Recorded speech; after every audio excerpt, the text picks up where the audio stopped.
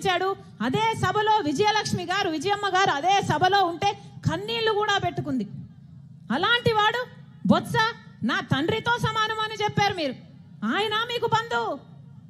చెల్లెళ్ళు ఎవరూ లేరు ఇప్పుడు జగన్మోహన్ రెడ్డి గారితో. రాజశేఖర రెడ్డి గారిని తిట్టిన రోజా, విడుదల రజని, వీళ్ళు ఈయనకు అక్క చెల్లెళ్ళు. ఎవరు మీకు బంధువులు? ఎవరున్నారు మీ పక్కన? ఒకసారి చూసుకోవాలి జగన్మోహన్ రెడ్డి గారు.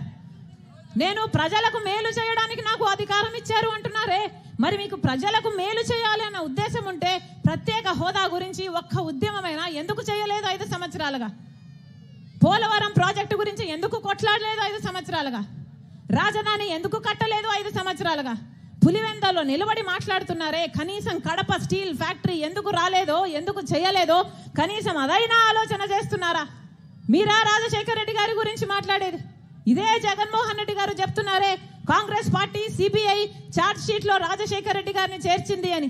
ఇంతమంది ముందు చెప్తున్నా, ఈరోజు సిబిఐ రాజశేఖర రెడ్డి గారి పేరును సిబిఐ కాంగ్రెస్ తో చేర్చలేదు. రాజశేఖర రెడ్డి గారి పేరుని చేర్చింది నిజానికి జగన్మోహన్ రెడ్డి గారి లాయర్.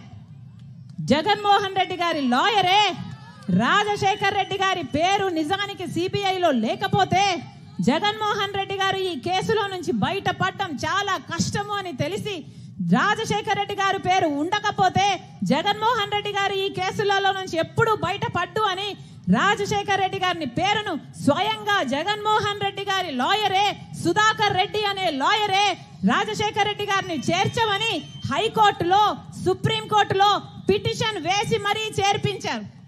దానికి ప్రతిఫలంగా ఈరోజు అదే సుధాకర్ రెడ్డికి జగన్మోహన్ రెడ్డి గారు అడిషనల్ అడ్వకేట్ జనరల్ పదవి కూడా ఇచ్చాడు. ఇది వాస్తవం కాదా?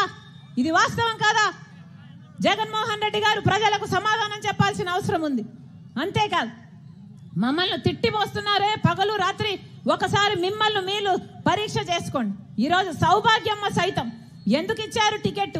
నా భర్తను చంపిన వాళ్ళకి అది అంత ఆవేదనతో మీకు లెటర్ రాసినా కూడా మీ మనసు చలించలేదు అంటే మీ ఛాతిలో ఉన్నది గుండెనా బండనా? ఒకసారి